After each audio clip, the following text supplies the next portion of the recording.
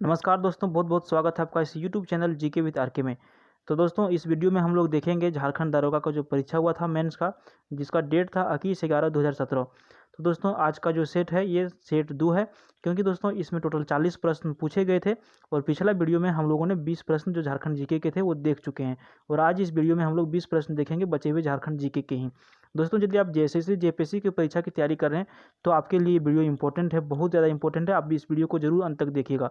और यदि आपने पिछला वीडियो को नहीं देखा है तो मैं आपसे यही कहना चाहूँगा कि आप प्लीज़ पिछला वीडियो को जाकर के देख लीजिएगा।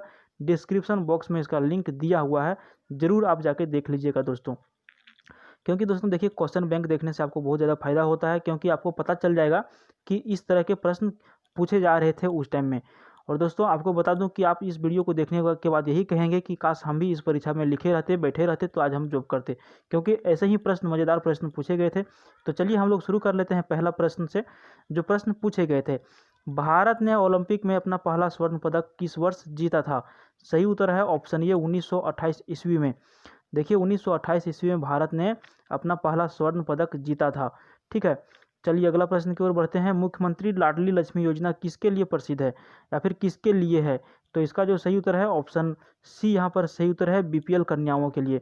देखिए, जो व्यक्ति के पास बीपीएल कार्ड है, जो बीपीएल के अंतर्गत आते हैं, उनके लिए ये जो योजना चल रही है, मुख्यमंत्री लाडली लक्ष्मी योजना, ये उनके लिए है, बीपीएल वालों के लिए। अगला प्रश्न है, छिन्नमस्तिका मंदिर कहाँ स्थित है? तो देखिए, छिन्नमस्तिका जो मंदिर है वो है ऑप्शन ये यहाँ पर सही, रजरप्पा में। रजरप्पा में ये मंदिर स्थित है। छिन्नमस्तिका मंदिर काली मंदिर है और ये बहुत ही फेमस है। बहुत सारा लोग जाते हैं, बहुत सारे लोग जाते हैं यहाँ पे पूजा करने के लिए। झारखंड में प्रथम तांबा विज्ञान या फिर अनुसंधान केंद्र कहाँ स्थापित किया गया था? तो झारखंड में प्रथम जो तांबा अनुसंधान केंद्र स्थापित किया गया था, घाटशिला में स्थापित किया गया था। ऑप्शन ये यहाँ पर सही है। चलिए अगला प्रश्न देखते हैं। कौन सी कबीला संयुक्त परिवार की बंद टोली कहलाता है? तो देखिए, ये आदिवासी से संबंधित प्रश्न है और एक वर्ड है बंद टोली। तो किस जनजाति के अंतर्गत इस शब्द को बोला जाता है, इस शब्द का प्रयोग किया जाता है? तो इसका सही उत्तर है ऑप्शन डी, गोंड जनजाति में। ऑप्शन डी यहाँ पर सही है। गोंड जनजाति के लोग जो बोलते हैं संयुक्त परिवार की बंद टोली कहलाता है कबीला को। झारखंड के लिए एल्यूमिनियम उद्योग कब स्थापित किया गया था? देखिए, झारखंड में जो एल्यूमिनियम उद्योग स्थापित किया गया था वो किया गया था 1948 ईस्वी में सर्वप्रथम। कब?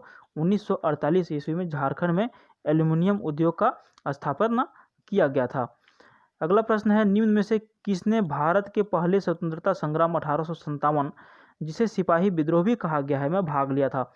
तो ये जो ऑप्शन आपके सामने दिए गए हैं, इनमें से कौन व्यक्ति थे जो 1857 की जो सिपाही विद्रोह हुआ था, भारत की जो स्वतंत्रता संग्राम था, तो उसमें जो भाग लिए थे? तो इसका सही उत्तर है ऑप्शन डी, सभी विकल्प यहाँ पर सही हैं। शेख भिखारी, शहीद शाहिद लाल और विश्वनाथ सहदेव, ये तीनों व्यक्ति ऐसे व्यक्ति थे जिन्होंने 1857 की सिपाही विद्रोह हुआ था उस टाइम ये इन लोगों ने भाग लिया था। अगला प्रश्न है, निम्न में से कौन सा बोकारो में स्थित नहीं है? चार ऑप्शन आपके सामने दिए गए हैं, जिनमें से सिर्फ और सिर्फ एक ऑप्शन ऐसा है जो बोकारो जिला में स्थित नहीं है, बाकी तीन बोकारो जिला में स्थित है। आप ऑप्शन देख के छाड़ सकते हैं तो छाड़िए। फिर चलिए हम इसका आंसर बता देते हैं। ऑप्शन ये यहाँ पर सही है, पंचेत हाइड्रो पावर स्टेशन, ये जो है बोकारो जिला में स्थित नहीं है। बाकी चंद्रपुरा थर्मल स्टेशन, भारतीय विस्फोटक लिमिटेड और Tenughat thermal hydro power station, ये तीन क्या है, बोकारो जिले के अंदर आते हैं। ठीक है, तो आप इसको जरूर याद रखिएगा दोस्तों, क्योंकि इस तरह के प्रश्न पूछे जाते हैं। तो उम्मीद है कि अगला जो प्रश्न होगा सचिवालय वगैरह का, उसमें ये प्रश्न पूछा जा सकता है। अगला प्रश्न है, केंद्रीय खनन और ईंधन अनुसंधान संस्थान कहाँ पर स्थित है? तो इसका जो सही उत्तर है ऑप्शन ये यहाँ पर सही है, धनबाद जिला में। केंद्रीय खनन, यहाँ पर कहने का मतलब ये है कि दोस्तों यहाँ पे माइनिंग की जो पढ़ाई होती है, माइनिंग कोल फील्ड की जो पढ़ाई होती है, उसी को कहा जाता है केंद्रीय खनन। ठीक है, और ईंधन अनुसंधान संस्थान कहाँ पर स्थित है? तो धनबाद में स्थित है। अगला प्रश्न है, झारखंड विधानसभा के स्पीकर कौन है? हालांकि दोस्तों ये प्रश्न 2017 में पूछा गया था, तो अब उम्मीद करता हूं कि ऐसा प्रश्न हो सकता है कि आज भी, अभी भी जो एग्जाम होने वाले हैं सचिवालय की, उसमें यदि पूछा जाएगा तो आपको अभी के बारे में मानना है। खैर, उस टाइम का जो सही उत्तर है ऑप्शन बी यहाँ पर सही है, दिनेश उरांव। झारखंड की जो विधानसभा के स्पीकर थे 2017 में, वो कौन थे? दिनेश उरांव। अभी आपको यदि करंट वाला पता है तो आप हमें जरूर कमेंट बॉक्स में जाके लिखिए कि अभी की वर्तमान में जो विधानसभा के स्पीकर हैं कौन है। मैं उम्मीद करूंगा कि आप इसका आंसर जरूर देंगे कमेंट बॉक्स में जाकर के। अगला प्रश्न है, छोटा नागपुर क्षेत्र के पहले क्रांतिकारी कौन थे जो अंग्रेजों से संघर्ष करने के दौरान शहीद हुए थे? तो इसका जो सही उत्तर है ऑप्शन सी यहाँ पर सही है, बुधू भगत। ये जो है अंग्रेजों से लोहा लेते लेते क्या हो गए थे, संघर्ष करते करते शहीद हो गए थे। कब हो गए थे बुद्धू भगत शहीद? तो अंग्रेजों से संघर्ष करते करते। ये कहाँ से बिलोंग करते थे? छोटा नागपुर क्षेत्र के क्रांतिकारी थे। अगला प्रश्न है, मुंडा का कौन सा उत्सव सरहुल कहलाता है? तो देखिए, मुंडा जनजाति के लोग जो सरहुल पर्व जो मनाते हैं, हम लोग भी जानते हैं सरहुल के बारे में, अच्छी तरह से पढ़े लिखे हैं। तो दोस्तों इसका दूसरा नाम भी है। तो इसका दूसरा नाम क्या है? तो इसका सही उत्तर है ऑप्शन ये, बा पर्व।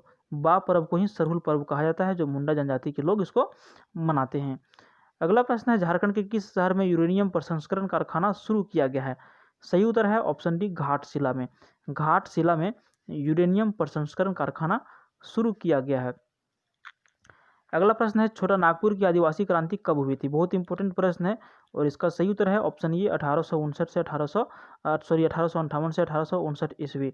छोटा नागपुर की आदिवासी क्रांति हुई थी कब? 1858 से लेकर के 1859, ये 2 वर्षों के बीच हुआ था। अगला प्रश्न है, सरायकेला की मिट्टी किसकी लय के साथ जीवंत है? तो देखिए, सरायकेला की जो मिट्टी है किसकी लय के साथ जीवंत है? तो इसका सही उत्तर है ऑप्शन ये, छाऊ। छाऊ क्या है? झारखंड की एक नृत्य है। तो इसी को लेकर के सरायकेला की मिट्टी यहाँ पर जीवंत है। सरायकेला फेमस है, इसलिए लिखा गया कि सरायकेला की मिट्टी किसकी लय के साथ जीवंत है। तो क्या आंसर क्या हो जाएगा? छाऊ नृत्य। जावा उत्सव किन के द्वारा मनाया जाता है? तो देखिए, जावा जो पर्व है वो मनाया जाता है अविवाहित कन्याओं के द्वारा। जावा उत्सव को मनाया जाता है किन के द्वारा? या विवाहित कन्याओं के द्वारा इस पर्व को मनाया जाता है। ठीक है, चलिए अगला प्रश्न देखते हैं। किस खदान से 30 को, यानी कि यहाँ पे देखिए मिस्टेक से यहाँ टाइपिंग हो गया है, यहाँ पे लिखा जाएगा किस खदान से टिस्को, ठीक है 30 को लिखा गया। किस खदान से टिस्को लौह अयस्क की आपूर्ति की जाती है? तो यहाँ पे देखिए जो टिस्को जो इस्पात की जो फैक्ट्री है, उसको जो यानी कि लौह अयस्क की जो आपूर्ति की जाती है, वो आपूर्ति की जाती है नोवामुंडी खदान से। ठीक है, किससे? नोवामुंडी खदान से इसको जो है सो लौह अयस्क की आपूर्ति की जाती है टिस्को कंपनी को। अगला प्रश्न देखते हैं, बाल गरीब समृद्धि योजना किनके लिए है? तो बाल गरीब समृद्धि योजना जो बनाया गया है वो बनाया गया है माता एवं नवजात बच्चों के लिए। जब कोई महिला जब बच्चे को जन्म देती है और उसका जो नवजात बच्चा होता है, उसके लिए इस योजना को लागू किया गया है, बाल गरीब समृद्धि योजना। तो किनके लिए पैदा होता है? तो माता और नवजात बच्चों के लिए। अगला प्रश्न है, निम्न में से किस रूप में मोंडा की प्रसिद्ध कहानी सोसो बग्गा है? तो निम्न में से किस रूप में मोंडा की प्रसिद्ध कहानी सोसो बग्गा? तो ये देखिए यहाँ पे मुंडा होगा, मुंडा की जो प्रसिद्ध कहानी है सोसो बग्गा, वो किस रूप में है? तो सही उत्तर है ऑप्शन ये, गाथा गीत के रूप में। ये जो कहानी है गाथा गीत के रूप में स्थित है मुंडा की प्रसिद्ध कहानी सोसो बग्गा। अगला प्रश्न है, छोटा नागपुर अधिग्रहण अधिनियम कब पारित हुआ था? सही उत्तर है ऑप्शन ये, 1908 ईस्वी में। 1908 ईस्वी में छोटा नागपुर अधिग्रहण अधिनियम पारित हुआ था। तो दोस्तों इस वीडियो में हम लोग इतना ही देखेंगे और फिर मिलते हैं किसी अगले वीडियो में। वीडियो पसंद आए तो लाइक ज़रूर कर दीजिएगा, चैनल को सब्सक्राइब करना बिल्कुल नहीं भूलिएगा। और दोस्तों यदि इसका आपने सेट 1 नहीं देखा है तो प्लीज़ देख लीजिएगा, डिस्क्रिप्शन बॉक्स में इसका लिंक मिल जाएगा, वहाँ से जाके आपको देख लेना है। क्योंकि क्वेश्चन बैंक देखने से बहुत ज़्यादा फायदा होता है, आपको इसका स्तर पता चल जाता है, किस किस क्षेत्र से कितने प्रश्न आते हैं वो भी आपको इसमें पता चल जाता है। फिर मिलते हैं किसी दूसरे वीडियो में, तब तक के लिए बाय, थैंक यू।